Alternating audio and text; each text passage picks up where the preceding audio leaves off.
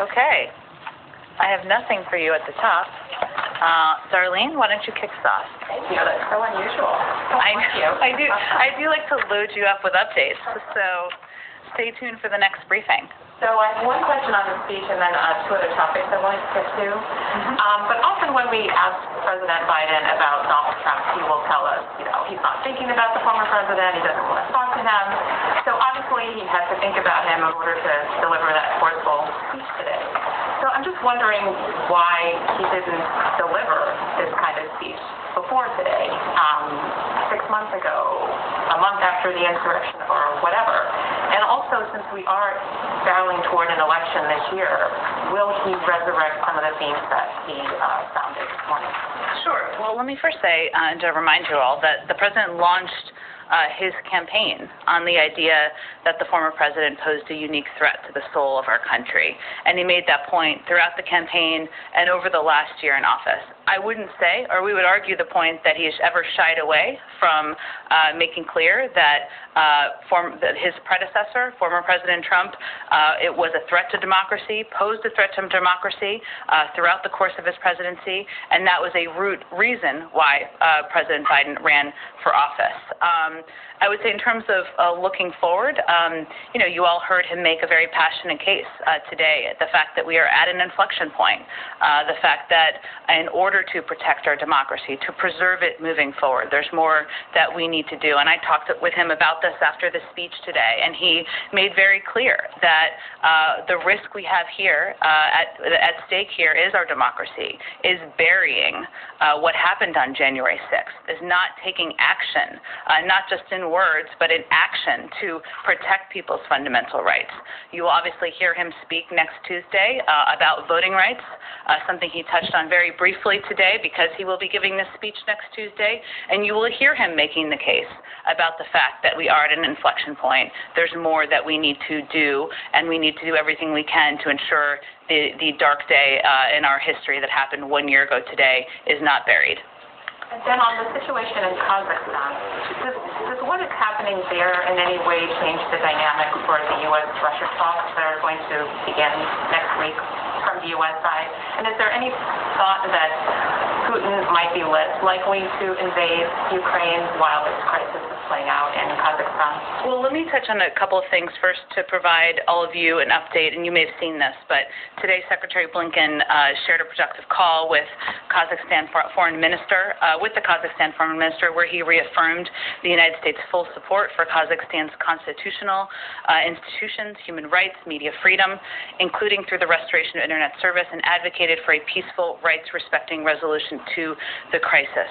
There have been kind of a range of reports about peacekeeping forces, which I think you might be referencing, but from Russia, we are closely monitoring reports that the Collective Security Treaty Organization have dispatched its collective peacekeeping forces to Kazakhstan. We have questions about the nature of this request and whether it was a legitimate invitation or not. We don't know at this point.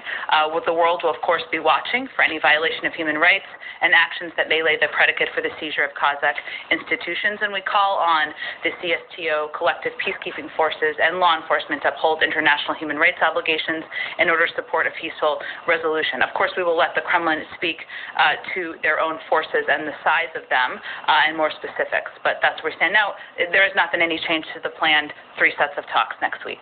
And then just quickly, I had one on the virus. Is it still the president's goal to defeat the virus? He had said that's what he wanted to do, to defeat it. Or is he coming around to accepting that the virus is going to be a part of life from here forward, that it's going to become endemic? Well, of course, the president's ultimate goal continues to be to defeat the virus. But what you have seen the president do and the administration do in recent weeks and months is really expand the tools we have to fight the virus. And to reduce hospitalization, to reduce the chance of death, to purchase large quantities of treatment options in order to help people who do get the virus, who do get seriously ill.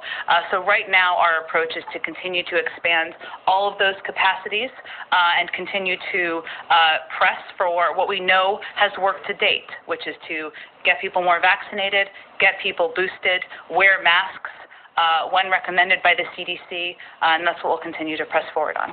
Go ahead. Thank you, Jen. President Biden did not mince words today. It was quite clear who he was talking about. He blamed former President Trump, as Darlene just said, directly for inciting the attack on January 6th. And I wonder why he made the decision not to call him out by name. Well, Kristen, I know the president spoke to this himself, but I would say there's only one president in the history of this country who fomented an insurrection, which prompted the seizing of our nation's capital. I think everybody knew who he was referring to. But as the president said today, this day and the work that we need to do moving forward is not about one person.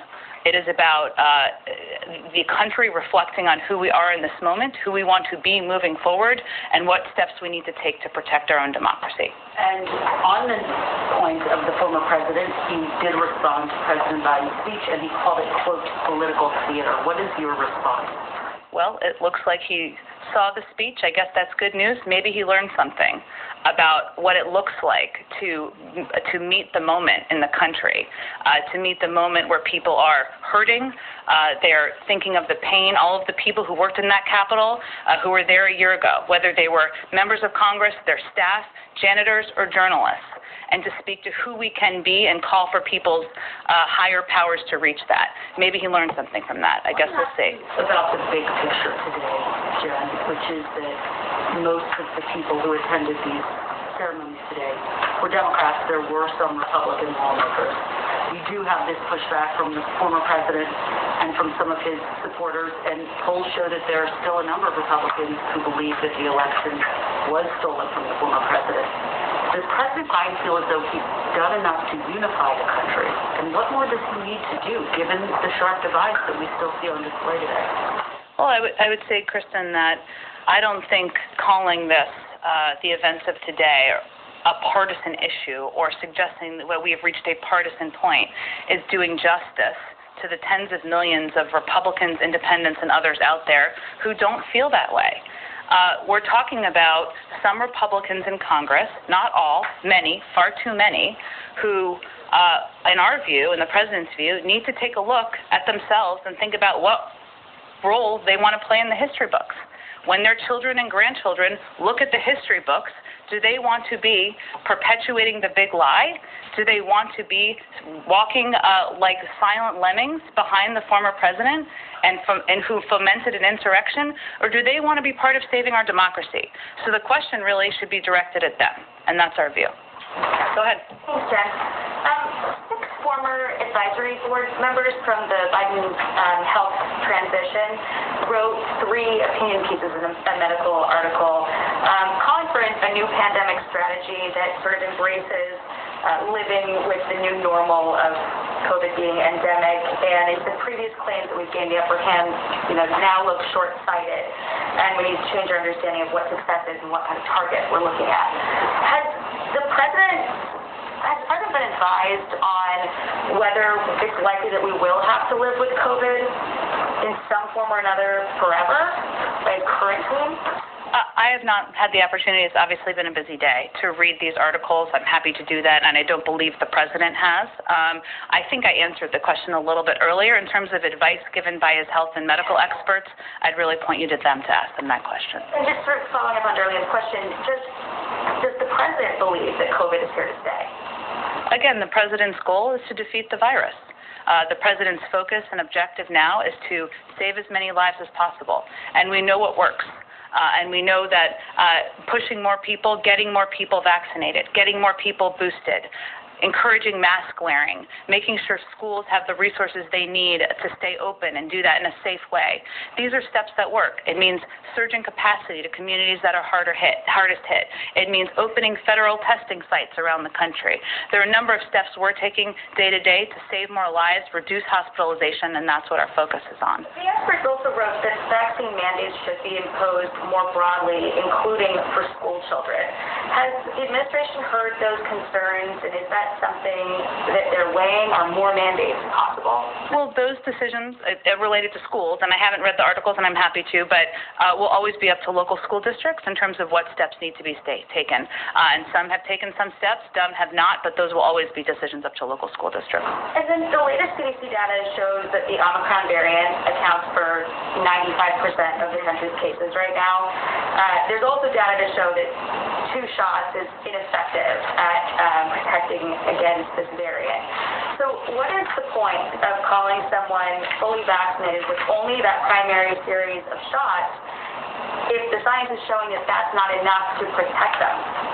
Well, Jackie, what the CDC is advising is for everyone to be up to date on their shots. That means if you're scheduled at that point to have a booster, you should get a booster. And that is true. That is how they conduct their guidance for basically any shot regimen for childhood diseases, measles, mumps, rubella, whatever it may be. But I would point you to them for more specifics on where they are on what fully vaccinated looks like. They've obviously just provided additional guidance. Wouldn't there then, at some point, though, be sort of a gap between fully vaccinated and up to date? Just looking at the 2 definitions, if there's encouraging you to be up to date, and most people are eligible for shots if you're over the age of 5, or booster shots. At a certain point in time, given the waning protection of, the primary series of vaccines and the need to get boosters in a shorter time period, won't there come a time where you're not really fully vaccinated anymore with just 2 shots? Well, when by up to date, they're advising people if they're due for a booster, they should get a booster. Go ahead. Thank you. Not to belabor this point, but back to Darlene's first question. As you said, the president, has often discussed the threat to our democracy. Given that threat, given the stakes that he laid out today, why not be more forceful throughout this year? Why wait until the anniversary to deliver such a harsh rebuke? Well, again, I would say the president, in our view, has not backed down ever at any point from making clear about the need to protect our democracy, to protect the fundamental right to vote, which he feels is a key part of that. He also believes that delivering on what the American people wanted when they sent him to govern requires him, and it was essential for him to address the core issues that they're facing every day. Of course, that includes protecting their fundamental rights. That also includes beating the pandemic, getting Americans back to work, and he knows that in order to restore faith in government and institutions, in people's belief that government can actually work for them, that solving those problems and working to solve those problems needed to be his first and second priorities. So why wait till today to speak about the former president in such stark terms like he did today? Again, this is not about one person, even the former president. Obviously, today is an anniversary of one of the darkest days in our democracy. The president, I know from talking to him this afternoon, felt that personally. He felt the emotion of the people he saw in the Capitol today. He felt the weight on the shoulders of the people who were there that day, who were there again today. But his view is that this is about looking at this moment as an inflection point, not just about a former president, but about who we are as a country, whether Republicans in Congress are going to step up, what the American people can be assured of in terms of his efforts to fight for the protection of their fundamental rights. It's bigger than a former president. You mentioned voting rights. Majority Leader Schumer has vowed to hold a vote to change Senate rules to pass voting rights by MLK Day. Given the urgency that the president laid out today to protecting the right to vote, will we see the president directly endorse a rule change before then? The president will speak next Tuesday, as you know, and he said right before Christmas that if that is a change that needs to happen, that he would support that. But I'll have more to say next Tuesday. And just Senator Manchin has signaled that he may be willing to support a rule change. Is that something that the president has discussed with him in recent days? I will let Senator Manchin speak for himself on where he stands on that. Did you have another one? I did. I wanted to go back to one other topic real quick. Okay. Sorry. Sure.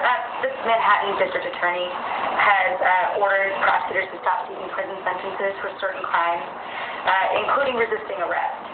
And I'm just wondering, does that give the wrong message to criminals or to police who are having to enforce these laws? The district attorney is not going to prosecute, and does this in any way undermine the Biden administration's efforts through the DOJ and federal law enforcement partners to crack down on crimes like retail theft? Well, you know where we stand on supporting local police officers, local cops, and not defunding the police, and also our concerns we have about the retail thefts we have seen and the need for leaders and communities to crack down on that. I have not spoken, obviously, with our legal team or, of course, the Department of Justice about this particular issue. I can see if there's more we can add. I don't have all the details. Go ahead. Thanks. First, I just wanted to check. I know you guys have said towards the end of this week on finalizing the contracts for the rapid test, if those have been signed yet. I expect we'll have more in the next 24 hours, and as soon as we do, and as soon as there are more details to report, we will let you all know.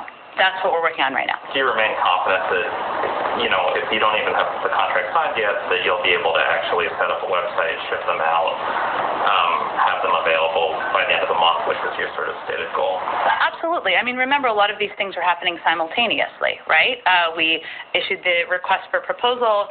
That closed just a couple of days ago. We've been working to finalize the contracts, and as we said, and we're on track for this, we'll be issuing some of the first rewards for that very soon, and we'll have an update on that, I think, very shortly. And we don't want to put the website up before we know we can provide, even through pre-orders, tests as people want to request them. The Postal Service has asked OSHA for a temporary waiver on their vaccine mandate. I'm wondering what the response from the White House is. They've said that if they don't get the waiver, it could impact mail service.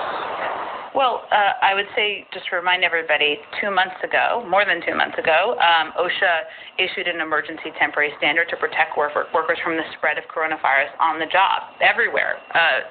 Companies, including the Postal Service. And the agency found that compliance with the rule was feasible for all employers, including the Postal Service. That was 2 months ago.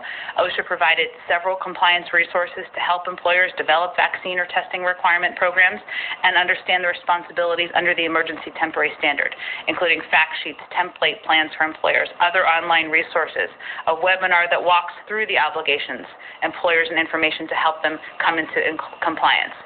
We know OSHA's mission is to ensure every working person in the country has safe and healthy working environments, including the Postal Service.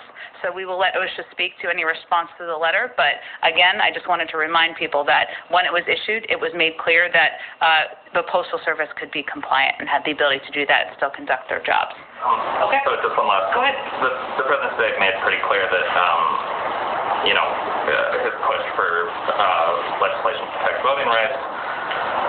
But there's an effort among some senators to address what happened last year through reforming the Electoral Count Act. I know that you guys have made clear that it's not a substitute for what you want, but are you supportive of that effort in and of itself, or do you think that it distracts sort of from the larger objective? Well, I think it's really important for people who are watching this as closely as you and I to understand that that is not a substitute for the protections that are included in the Freedom to Vote Act and the John Lewis Voting Rights Advancement Act. That is why our focus is on those. And just as a reminder, the Freedom to Vote Act creates standards for voter access and voter registration, outlines criteria to make redistricting laws less partisan, strengthens campaign finance laws. The John Lewis Voting Rights Act establishes a new pre-clearance process to ensure that certain states and jurisdictions need approval from the Department of Justice before moving forward with changes that impact voting rights. These are all important protections given the insistence by far too many Republicans out there in using the big lie as an excuse to make it more difficult for people to vote. So it is not a replacement, it is not a substitute, and our focus remains on those two pieces of legislation. Go ahead. Then, Florida Governor Ron DeSantis critiqued the Biden administration's at-home testing program and said that not every single person needs to be getting tested. Quote, that's not a good strategy, but what is a good strategy is to have those at-home tests available for our vulnerable population, end quote.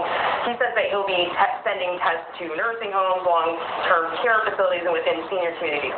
So does the White House have any plans to limit tests through the website it'll be launching to vulnerable communities, and what's your response to Governor DeSantis?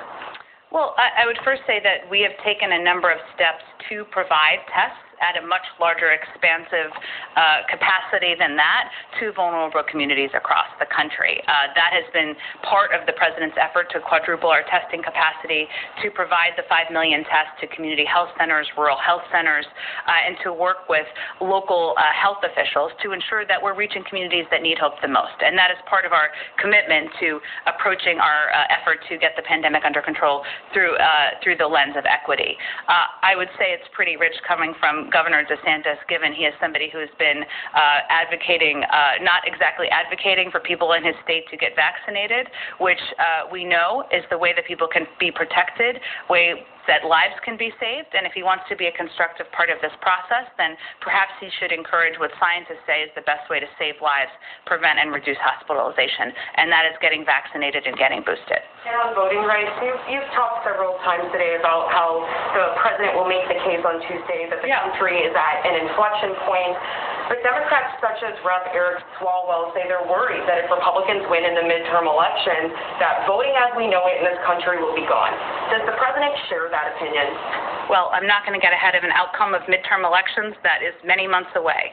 What our focus is on now is getting voting rights legislation passed and signed into law, and calling out, as Congressman Swalwell has, the fact that opposition, the 4 times that Republicans in Congress, in the Senate, have prevented even a vote on voting rights legislation is obstruction. That is not the Senate working. That is why there's a discussion right now about changes to Senate rules to protect the constitutional rights of people across the country.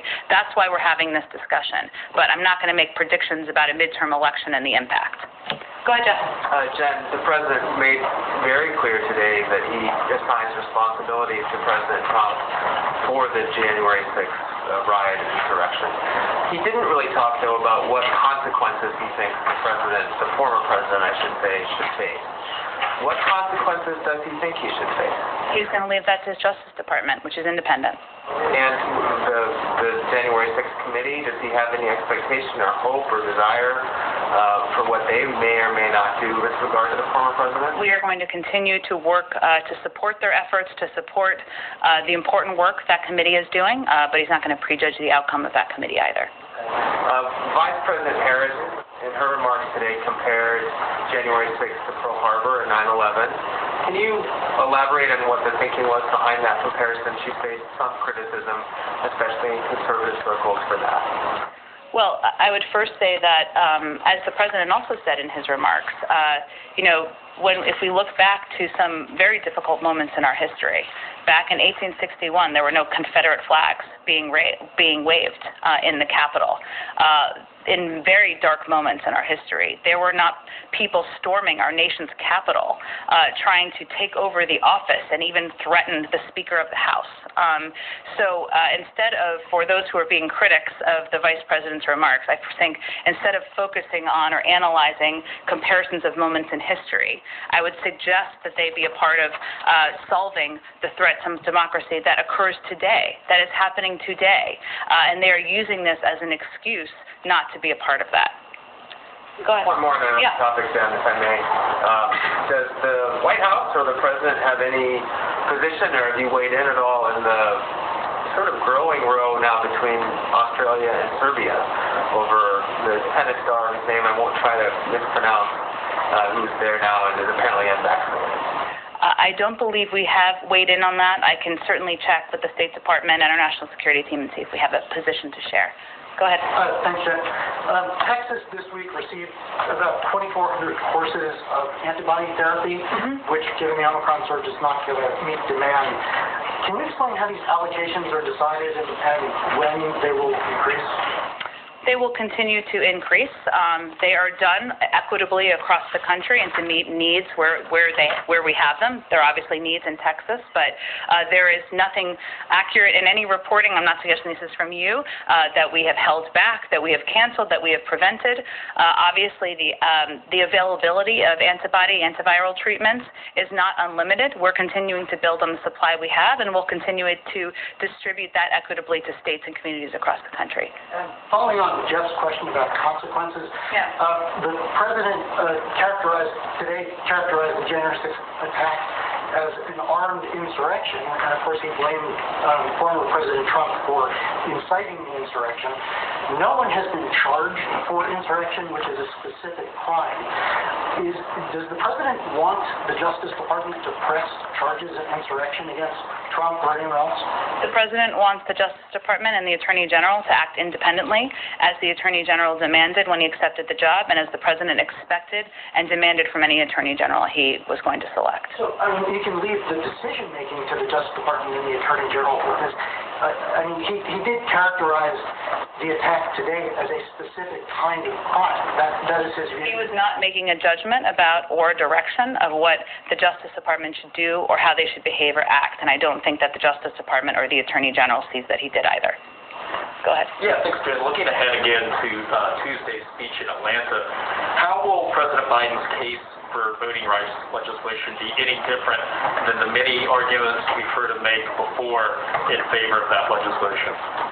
Well, he has made many arguments in favor of voting rights legislation before. Now, he is going to be delivering this speech at a time where it is going to be under active discussion and debate in the Senate, which is an important component, and in the week leading up to Martin Luther King Day, which is an important moment to remember and recognize many of the sacrifices that important leaders in our history have made. I will say he's going to Georgia because Georgia is one of the many states where corrupt acts on the constitutional right to vote and the integrity of elections have taken place based on the big lie. It was also pivotal to the civil rights movement. It's important to underline that while these un-American efforts are being driven by the big lie, they are also in line with some of the worst episodes of the past. But what I think you will hear him say, and the Vice President, of course, talk about as well, is about the urgent need to pass legislation to protect the constitutional right to vote and the integrity of our elections.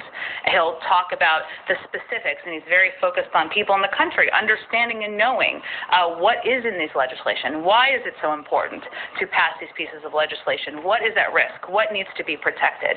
And I think you'll hear him talk about that.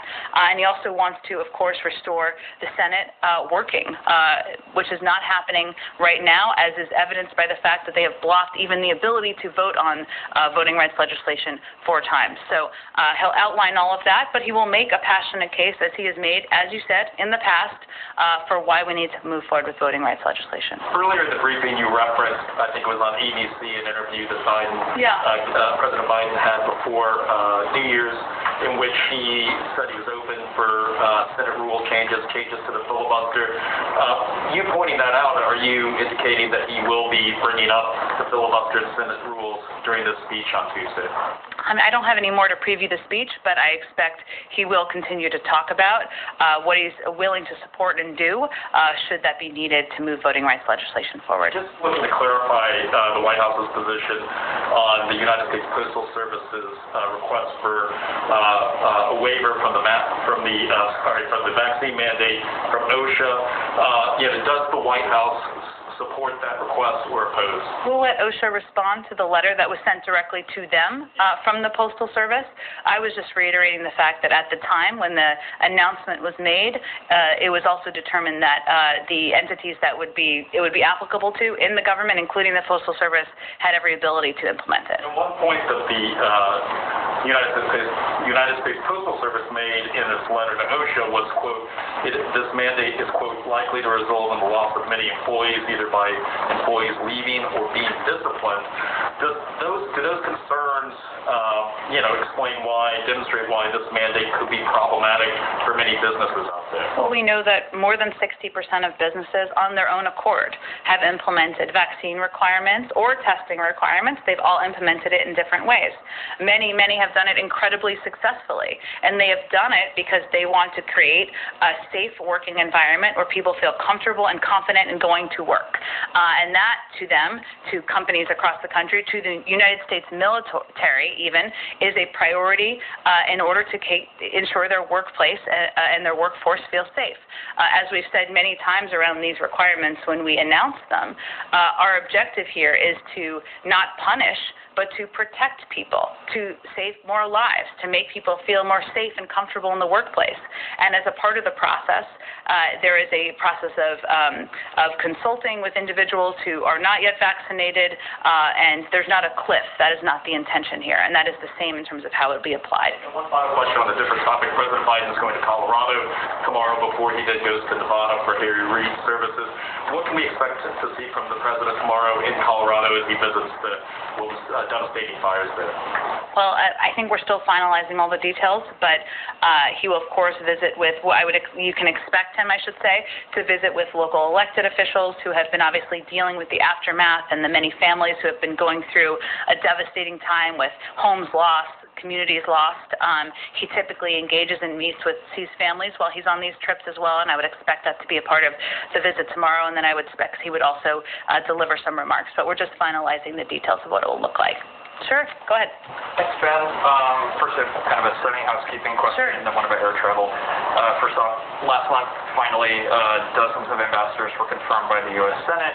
And so far, only one person, Julissa Reynoso, the First Lady's staff, and now the ambassador to Spain and Andorra, is getting the traditional swearing in with the Vice President. There was one that was on the calendar originally yesterday for Cindy McCain that apparently didn't happen. Are these being postponed or canceled? Is this related to concerns about Omicron?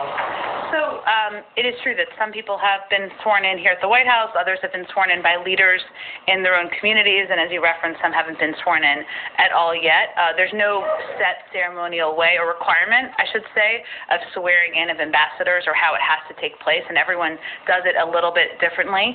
We've, of course, yes, as we're looking and continuing to battle COVID, a new variant, we've kept many of these types of gatherings smaller in size at the White House because of that, but I don't think there's really one reason as to why they're different. They are typically all different, and I expect they will continue to be. Okay, and on air travel, earlier this month, the FAA released data revealing that unruly passenger incidents were higher than in any other year in modern aviation history, and that 70% of those incidents were related to, they were called mask-related. You talked about keeping vaccine mandates for air travel limited to people who are not from the United States coming into the United States, but has there been any consideration that a vaccine mandate for domestic air travel could potentially reduce the likelihood of these types of incidents? Of people getting upset on flights?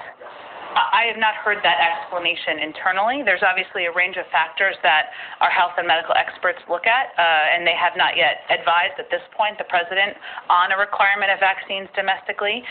The reason they have given is, of course, that requirement for international travelers helps reduce and delay variants or spreading to the United States, and we know that masking is very effective, according to our health experts, in protecting people on flights. So I've not heard that explanation or argument being made by our health and medical experts. I may point you to the FAA or the DOT if they think that is a relevant argument. Okay, I have not heard that argument here. Go ahead. Hi, Jen. A couple of questions for you. One, as we speak right now, 350,000 kids, school kids in Chicago, remain out of school. Most are Black, Hispanic, and are poor. This administration has called for equity in education. So who does the Biden administration blame for failing these young kids?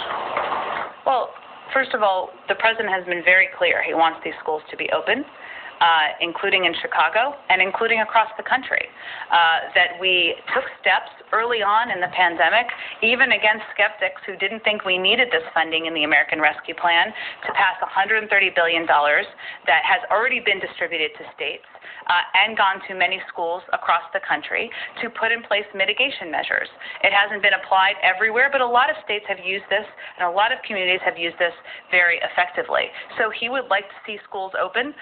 He believes that not having them open, as you've touched on, impacts the mental health of children. We've seen that. We know that learning gaps is something that we are seriously at risk of at this point in time, and that's why we'll continue to call for schools to open. 96% are open across the country and are doing the right thing. Will he get directly involved at a certain point? How many days have to go by before he jumps in? Well, we are in regular touch with teachers, school administrators, labor leaders across the country, nearly every single day, including in Chicago, and that will continue. And we will continue to make the case for schools to be open. Another question, please, on religious freedom. Does President Biden believe doctors and religious health care providers should be forced to perform medical procedures that violate their conscience rights and religious beliefs? Simple question. I believe there are exemptions in some cases. I'm not sure what you're referring to specifically. Why don't you give me a little more? In St. Louis, the Court of Appeals just heard oral arguments on a case involving religious health care providers who object to performing gender transition procedures. I would point you, that sounds like that's a legal case that's underway that I'm not going to weigh into from here. Last one, in just a few weeks from now, here in D.C., the March for Life arrives. Thousands of people will be here supporting unborn children. Its theme this year is Equality Begins in the Womb. This administration talks a lot about equality. Does the president agree with that statement? The president believes in a woman's right to choose. I think you're very familiar with his position on this issue. Go ahead. Thanks, Jen. Beyond just the former president, there have been several Republicans today who have accused the president of political theater, exploiting the January 6th riots, or political game. You talked to the president after his speech. I'm curious what his feeling was, if he's seen the response to his speech and how he feels like it went over. Well, I would first say we didn't talk about the desperate comments of many Republicans suggesting that commemorating a dark day in our democracy and calling for all of us to protect people's fundamental rights, including the peaceful transfer of power, people's right to vote across the country. We didn't talk much about attempts to distract by some Republicans in Congress. What I can tell you, and I touched on this a little bit earlier, is that what he was really touched by, I mean, he is somebody who I think we've said, I know we talk about him being in the Senate a lot, but on a day like this, it's especially important. He served in that chamber for 36 years. The people who work there are his friends, are his family, not just senators, but staff and people who've been working on committees, custodians, people who work in the lunchrooms. And he was really impacted by the sheer emotion of a day like this and the fact that it is still a trauma for many people who live through this day, journalists included, and he talked about that in his speech today a year ago. So that was really what weighed on him. And, you know, he also talked about the importance of not allowing this day to be buried in history. And he said that in his speech today, but it's important that we not allow attempts to distract by some or attempts to move on by others to prevent us from taking steps to protect people's fundamental rights, and today is a reminder of that. And kind of on a different topic, with recent announcements of House Democrats deciding not to run for re-election, it's up to about, it's now over 2 dozen. I'm curious what the president's thinking is on that, how much he's involved in the discussions of how to kind of counter that, keeping control of the House. Well, as I've said before, I've learned my lesson about not speaking about politics from the podium, so I'm not going to do that from here. But what I can tell you the president is focused on and feels confident in is any Democrat out there in the House, they all run every 2 years, right? They will be out there talking about what they have done to rebuild roads and rails and bridges across the country, to restore broadband, to ensure kids have clean drinking water. A handful of Republicans will be able to do that too, but not many. And they will be able to talk about how we are fighting for and hopefully will have passed efforts to put in place universal pre-K, efforts to cut the cost of child care, elder care, and make sure that we're investing in addressing the climate crisis. It is about a choice in this country, and we'd rather be us than them in that case. Go ahead. A foreign policy question. An Iranian Navy commander has threatened the U.S. forces and asked them to leave the Strait of Hormuz. How does the White House see this threat? And it has been an escalation recently by the pro-Iran militias in Iraq and Syria against U.S. presence. Do you think in the long run that will push the U.S. and the administration to take a decision to leave Iraq and Syria? Well, let me first say that I know there's been a lot of reporting, including, of course, from your outlet out there, but here officially, we don't have any specific attribution today in terms of the particular group by name or groups who might be responsible for this. We don't have anything new on that front. As my colleague John Kirby said yesterday from the podium at the Department of Defense, these sorts of attacks are very much typical of what we have been seeing in recent months, and they've been increasing, even by militia groups that are supported by Iran. But in terms of specifics, such as the name of groups or groups, we don't have that level of detail at this point. In terms of intent, it's also difficult because of that for us to ascribe intent with any real specificity or certainty in these types of attacks. We can't say definitively who caused them or why the attacks seem to have stepped up. It is certainly possible that it can be related to the talks in Vienna or the anniversary of the Soleimani strike. But again, right now we're still assessing attribution. We're still assessing intent, so we don't have much more analysis at this point in time. Okay, thanks everyone.